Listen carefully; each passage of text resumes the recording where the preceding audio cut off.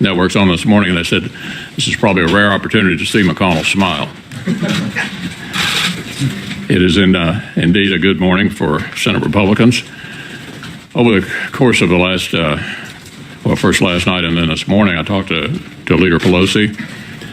We discussed ways we might be able to find a way forward. She and I actually have had an opportunity to work together for a number of years when we were both on the Appropriations Committee. She had the Foreign Operations Subcommittee, and so did I.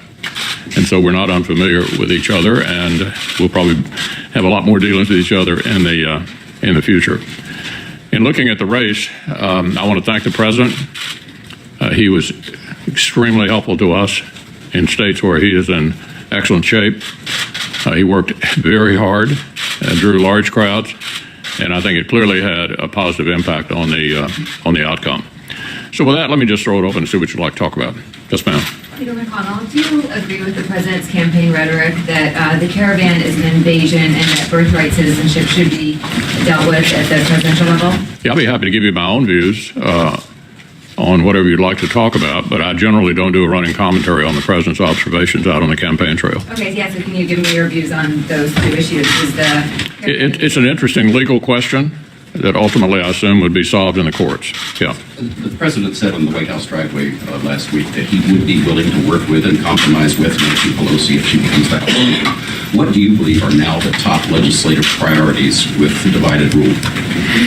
Well, first, we have to finish this session, and we have a number of items extant. We have to finish the Farm Bill, and finish funding the government.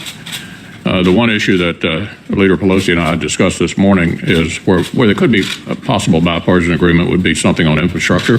Look, there'll be a lot of other things. I think I'm not putting you all down, but when we do things together, it almost never makes any news. Even in this current situation where we have Republicans in control of all three branches, I have a long list here of things we did on a bipartisan basis, from water infrastructure, the best appropriations process in 20 years, airport infrastructure, FDA authorization, on and on and on. I mean, there are plenty of things that we work together on, and I always have to tell constituents who think we all hate each other that the Senate's a pretty collegial place, and even though we had obviously big differences over things like taxes and judges, there were plenty of other things we did together, and there's no reason that would stop simply because the House now becomes Democratic. But other than infrastructure, what big issues are there? Well, we'll see. We'll see. I mean, we'll see. That will all be discussed. Yeah, Bert? Will you insist on getting $5 billion for the president's border wall in this upcoming spending? Well, we're certainly going to try to help the president achieve what he'd like to do with regard to the wall and border security. And that'll obviously have to be done on some kind of bipartisan, some kind of bipartisan discussion. Yeah. Any observations on the Kavanaugh effect? Very helpful. Yeah, I think the Republican sort of core voters in the states that were critical to us were highly offended by the questioning of the presumption of innocence and the tactics. And I think it was like an adrenaline shot. We were worried about lack of intensity on our side, and I think the Kavanaugh fight certainly provided that and was extremely helpful. It's noteworthy that the one Democrat in a red state who survived voted for Kavanaugh, Joe Manchin. You credited the president for his work for Democrats in red states, but you obviously lost the House last night too. So I'm wondering what kind of impact do you think the president's rhetoric in the last couple of weeks is having on your party, particularly with women voters and suburban voters in some of those key races? Yeah, I'm going to try not to have us waste our time on sort of routine questions about what the president may say at any given moment. Look, I'm here to talk about the Senate. We had a very good day. Proud of what happened. The president was very helpful to us. Yeah. Leader McConnell, if you look at the exit polls, one of the most important issues to voters was health care. Do you take away from that the message that any effort to repeal ACA at this point is dead? Well, I think it's pretty obvious the Democratic House is not going to be interested in that. There are serious problems with Obamacare, serious problems that need to get fixed. They raised the phony issue of whether or not we were for or against pre-existing conditions. And I suspect it may have worked some places, fortunately, in our races, even though they tried to define health care on that issue.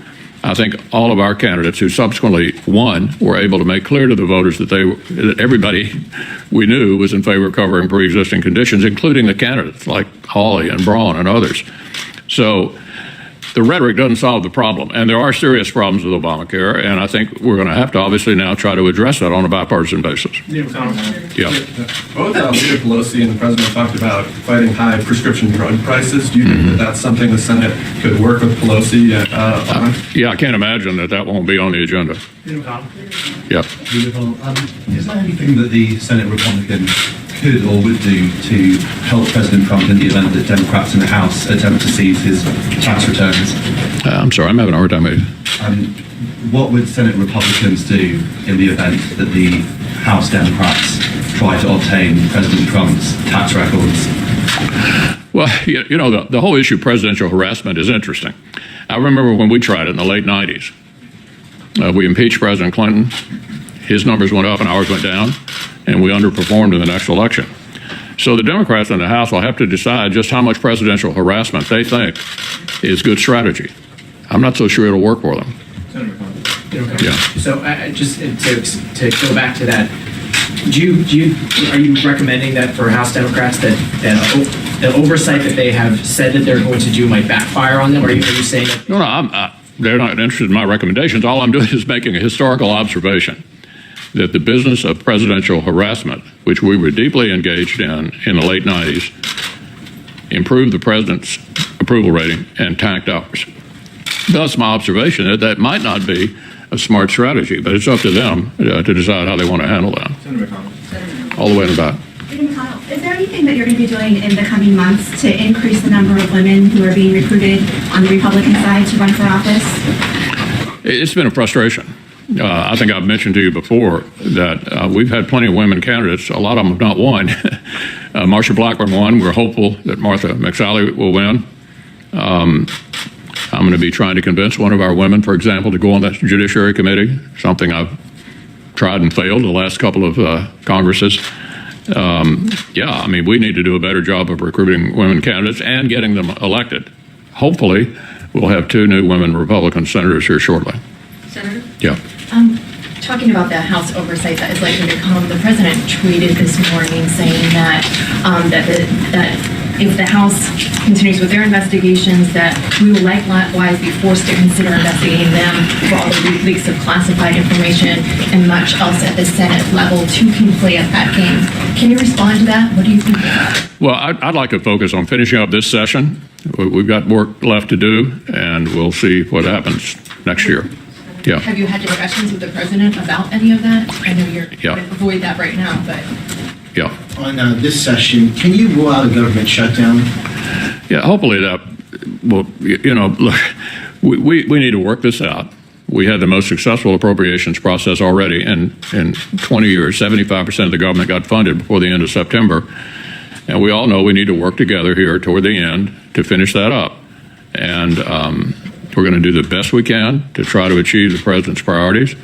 And hopefully we will not be headed down that path. Yeah. What do you think of doing a DACA fix, either lame duck or next year? The what? DACA fix. Oh my goodness. Well, you know, I can't imagine with all the things that we have to do here to wrap up this Congress that we would revisit immigration, but who knows? What about next year? It's on the, you know, it's on the agenda every year because we have serious immigration issues. I would remind all of you all, the Democrats had total control of the government in 2009 and 2010 and never dealt with the immigration issue. So it seems that no matter who's up or who's down, we have not been able to come to some kind of conclusion about what to do on immigration. The one thing I thought we all agreed on was this border security issue. Most Democrats voted for it 10 years ago, but we've had a challenge on that as well, as evidenced by the president's desire to build a wall and the reluctance on the other side to support it. So I can't imagine we'll do anything beyond trying to deal with this funding issue on the wall here at the end of the session. Senator McConnell. But Mike, just a follow-up on that. The president had made a real issue after going to the midterms about the migrant caravan and the crisis that it was causing at the border. Would you want to put immigration at the top of the list? And do you agree with the characterization the president used that it was a crisis from this migrant caravan that's coming? Well, that's sort of an executive branch issue about how to deploy security forces to deal with that. I'm sure the president will handle it skillfully. Do you believe it was a crisis? It's up. It's not a legislative issue. It's a question of how you want to deal with the security at the border. The president has wide latitude to do that, and he's taking advantage of the opportunities he has. Yeah. Senator McConnell, if Democrats do engage in aggressive oversight of the Trump administration, how will that impede your ability to work on bipartisan fashion with the policy? I'm having a hard time hearing you. If Democrats do engage in the House in aggressive oversight of the Trump administration, would that impede at all your ability to work with a possible Speaker Pelosi on things like infrastructure? No, I don't think so. Yeah. Senator, on health care, if the judge in Texas rules to strike down all or part of Obamacare, how do you think Senate Republicans might respond? If what?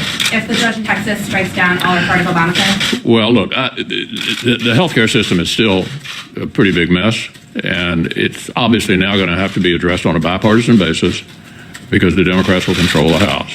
And I don't think anybody's satisfied with the status quo. And the American people have given us divided government, which they've given us most of the time since World War II. They seem to like divided government. And I think the message is figure out what you can do together and do it. And I think health care is still a crisis and needs to be fixed. Yeah. Senator McConnell, if House Dems push to expand Russia probes, do you think this is an effort to undermine the president?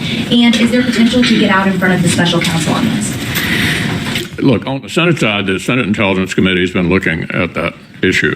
And we expect them to report at some point in the future. And I look forward. And so far, they've operated on a pretty bipartisan basis, Senator Burr, Senator Warner, and look forward to hearing what they have to say. Senator McConnell. Yeah. Senator McConnell, have you spoken to Governor Scott or Congresswoman McSally about their races, and how do you feel about their state? Well, Governor Scott and I traded calls last night, so I'm not actually connected with him yet. I'm going to be talking to him shortly. And I have not spoken to Martha McSally, although we traded calls too. They were pretty late at night. I decided to go to bed and talk to her this morning. Yeah. You're going to have an extra cushion in the Senate with extra seats on the Republican side. What will that enable you to do? Will this ease judicial nominations? What's the practical effect of it? Well, you know what my top priority is. I've made it very clear. It's the judiciary, the 2 Supreme Court appointments, the 29 circuit judges, the 84 overall number of judges, and we're not through doing those this year. The president, I think, has done an excellent job in picking young men and women who believe the job of the judge is to follow the law, and we intend to keep confirming as many as we possibly can for as long as we're in a position to do it. So it'll still be my top priority in setting the agenda here in the Senate, next Congress as well. Yeah. Senator, will you revisit your remarks in the new Congress, and then a lot was made of your comments about entitlements in the last couple of weeks? Are entitlements an option? The Democrats have made it perfectly clear they're not interested in dealing with entitlements, and they're in a position to say no, and so I don't think that'll be on the agenda. What earmarks, sir? I have no idea. I hadn't really thought about that. We've got a conference rule related to earmarks on the Senate side. I can't imagine that's going to change. Yeah. Will a 10% middle-class tax cut be on your agenda next Congress? Well, any effort on the tax side would clearly have to be negotiated now on a bipartisan basis. And we'll just have to see what, I assume Nancy will be Speaker, we'll have to see what they want to do in this area. We'd have to do it together. We wouldn't have the possibility of doing it on a party line basis like we did in this Congress. On some of the changes in the administration, in the cabinet that are expected, can you just give your view of what the confirmation ground might look like? I mean, are you confident that you could, if there was a vacancy, let's say at the Department of Justice, could you easily do that? Would it eat up valuable time? Well, I think we'll have probably more time for nominations in the next Congress than we've had in this one, because the areas of legislative agreement will be more limited, I think, obviously, between a Democratic House and a Republican Senate. I don't think we'll have any trouble finding time to do nominations. How controversial they are depends upon who it is. And the president makes that decision, and then we have to react to it. But he's signaled that there's likely to be a number of changes, and we'll process them. Would you be comfortable with sessions being in place? It's not up to me, Manu, to tell the president who to put in the cabinet. They serve at his pleasure, and if he makes changes, we'll be dealing with whoever is sent up. Mitch McConnell, do you plan on running for re-election? I do. yourself? You do? I do. And are you confident that President Trump will support your re-election? I'm sorry? Are you confident that President Trump will support your re-election? I wouldn't be surprised. Anyone else? Okay, well, thanks a lot, everybody.